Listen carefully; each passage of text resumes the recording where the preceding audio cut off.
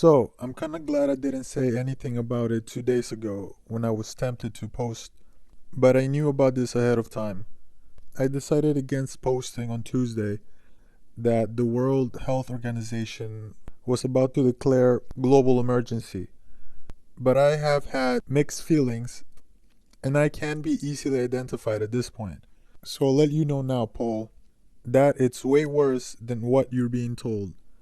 I'll preface this by saying I work in finance and have friends and family in the medical industry and field, including at CDC and one close friend at the World Health Organization.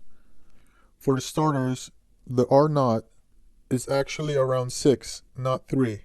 Secondly, it's slightly more lethal in current form, with China covering up a lot of the deaths by passing them off as heart attacks, pneumonia, kidney failure, all sorts of official causes to hide the real numbers.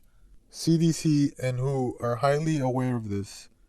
You will always hear the phrase confirmed cases.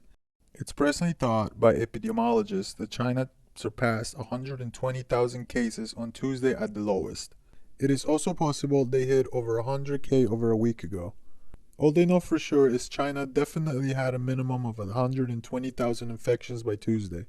There are very high profile investors who've been silently pulling out ahead of time. Travel and tourism, the hospitality and service industry, these are just the most immediate and obvious. Manufacturing is about to go on a wild ride. The only safe industries to invest in right now are biomedical fields and plastics, oddly enough. Virtually all other industries are going to be massively hit, and anybody in the known has been trying to do this as quietly as possible before the shit hits the fan, partly to avoid insider trading allegations, but more importantly, not to start a panic.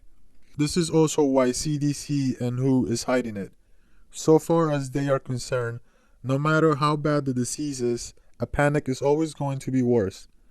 This is also why a lot of economists are downplaying it or outright lying to you in the next year or two. In the coming months, the disease is going to be sustaining infections globally, including sustained local infections in virtually every major metropolitan center on Earth by late May. US CDC and WHO are both projecting anywhere from 60,000 to 2 million deaths by early summer. Again, they are downplaying this because 2 million is not considered to be a lot of people, but that's under their assumption that they can stall the infections in every major urban zone. Now for the bad part. They are expecting this to mutate further. This virus has a very highly propensity to mutate into a highly lethal form, and WHO is predicting a fairly probable likelihood that if it reaches certain bat populations in Brazil, that it can jump to a 15 lethality rate.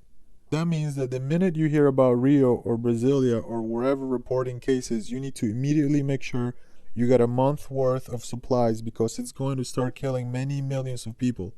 So as far as people like WHO are concerned, who deal with numbers like that all the time, this isn't major, and they are more concerned about lying to you that everything is not that bad, because their calculus is that more people will die from refusing to seek medical treatment for anything from cancer to heart disease or other illnesses from hysteria over getting infected with this virus.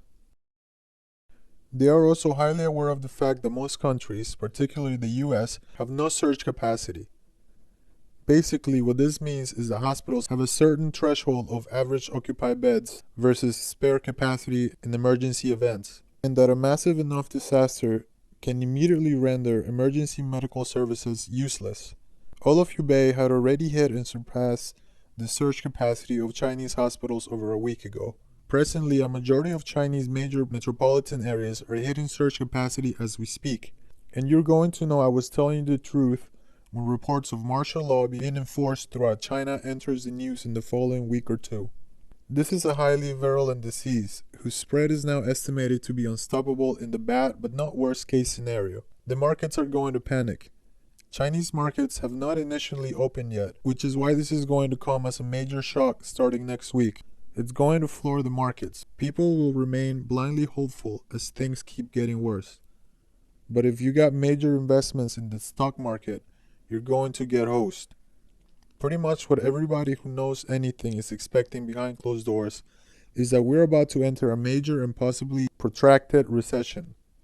We're overstretched in a lot of areas, so we're already been expecting some possible corrections here and there. But what's been happening in China is going to tank their economy so bad that no matter how much state interference in the market and lying and desperate money printing the Chinese pull, they're simply not going to manage to hide this one, and it's going to ripple strongly throughout the Asian markets and finally wash us in the US and EU. Remember, the most optimistic prediction at this point is 60,000 people are going to get killed in the next few months. It's highly infectious with an R0 of 6, probable chance of further mutations, infections during the premotable phase, and it's airborne. The only reason you're not already seeing thousands of people confirmed outside of China yet is because the incubation period. But believe me, the WHO is already talking about how problematic modeling the Chinese response in Western countries is going to be. And the first country they want to try it out is in Italy. If it begins a large outbreak in a major Italian city, they want to work through the Italian authorities and World Health Organization to begin locking down Italian cities in a vain attempt to slow down the spread, at least until they can develop and distribute vaccines, which by the way is where you need to start investing. The not just bad but scary case scenario is that they failed to contain it and that it also mutates in South America. This is going to be far, far worse than the Spanish flu, and if that happens, it's going to completely crash the global economy. This is confirmed by World Health authorities to be only 20.6 to 7% probable of happening. However, as far as they're concerned, they're taking it one step at a time not to start a panic. But it's estimated a 1 in 5 chance of over 100 million people dying in the next year.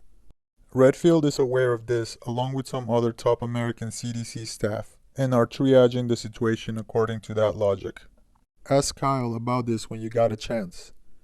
European health authorities do not seem fully debriefed on all this yet, but WHO, as far as I'm concerned, is where the numbers themselves mostly originated, along with the models. I'm not saying to panic, I somewhat agree with them even.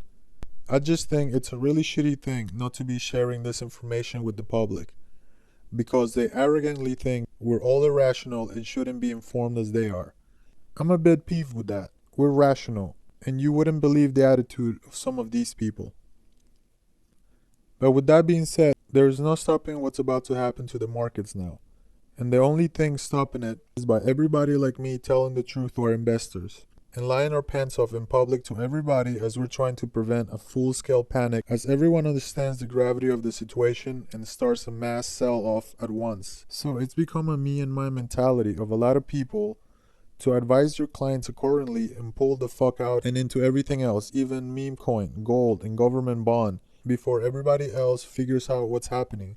Because hey, if you're in a crowded concert and a fire is starting, it makes more sense to quietly exit the building before anyone knows what's going on than shout fire and get trampled under the stampede, right? Just be aware of the key thing, Brazilian and other South American cities. If it spreads there too badly and can be contained, then we're all fucked. Even without that happening, tens of millions of people are probably about to be infected, and possibly even hundreds of millions within the next year or two. Proofs? Nice fanfic. Nice LARP. Proofs? Listen, I don't care if you believe me or not. I'm not going to specifically name names of which of my close friends and family members work for WHO and CDC and are thus violating the media blackout. I'm also not going to post even the name or pic of stationery for the brokerage I work at. And in that case, not because of this as much as not wanting to get fired for posting on poll. I already gotten warnings about inappropriate use of company time and resources as it is, so I'm posting from home. It's no sweat of my back. I mean, you can go out and set all your money on fire so far as I care. I just feel almost something like guilt not talking about it. I figure fellow Polacks aren't that bad, and at least deserve enough of a heads up to protect your investment and other interests as well as your loved ones. I mean, you're going to know I told you the truth in about a week one way or another. Me not telling you about WHO being about to declare global emergency is just whatever. And lets me say the more important things about to go down than that.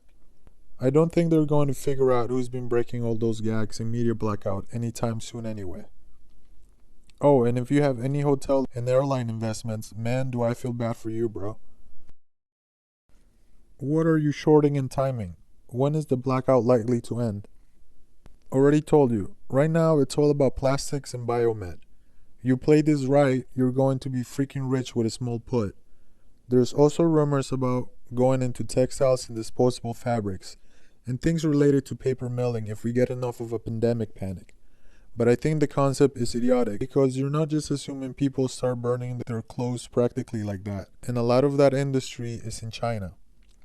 It's one of the stupidest rumors I heard yet, and I think you're going to see catastrophic damage to those industries because there's so much of it relying on India and China. Blackout? They're trying to calmly, in I guess a doctorly fashion, you would call it, break the news slowly. You'll notice how long it took them to publicly declare the emergency.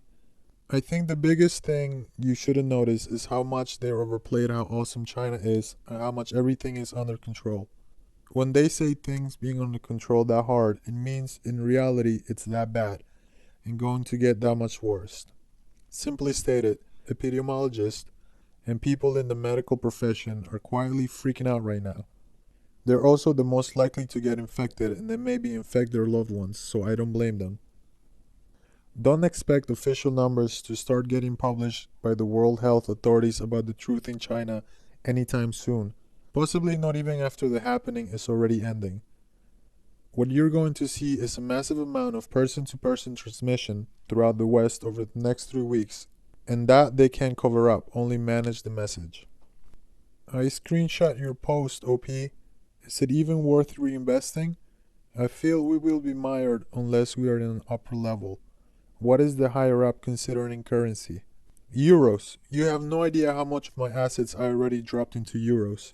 The US is particularly going to get fucked hard by this. People are going to start dropping in the streets because they're too scared of doctor bills. Our search capacity is absolutely terrible. Our state level agencies are not coordinated enough, and there is no possibility at all of quarantine. And any deaths from this nCoV virus are going to pale in comparisons to the civil unrest from basically trying to enforce martial law. All the didn't do in poor fact neighborhoods are going to be a problem, and hellholes like LA are going to spread like wildfire, which is pretty terrifying that one of the first US cases was LA. It'll burn right through the hobo slums and junkie tent cities. Again, we'll bounce back, but whatever government bonds I have, I mean, the real big thing is how deeply we are involved in China. And this is really going to do catastrophic damage to their economy and by extension to us. I got property on European soil and some Euro liquid assets, so while I'm moving stuff to safe havens, I'm not terribly worried, but I know I'm still getting hosed. And I'm just hoping to make enough profit off this strategy or opportunity, depending how you see it, to offset my losses and maybe even get ahead. But man, the economy is going to be super sluggish for a while, and that's being optimistic. Markets probably won't even recover until like September 2020, at least most likely. Expect things to be worse than the 2008-2000 level of bad if we get Brazilian bats into the mix. Then it might not be into 2022 the global economy is recovering. Your brokerage isn't expecting a time for the breakdown? I want to short the market. Will it begin to collapse in February? March.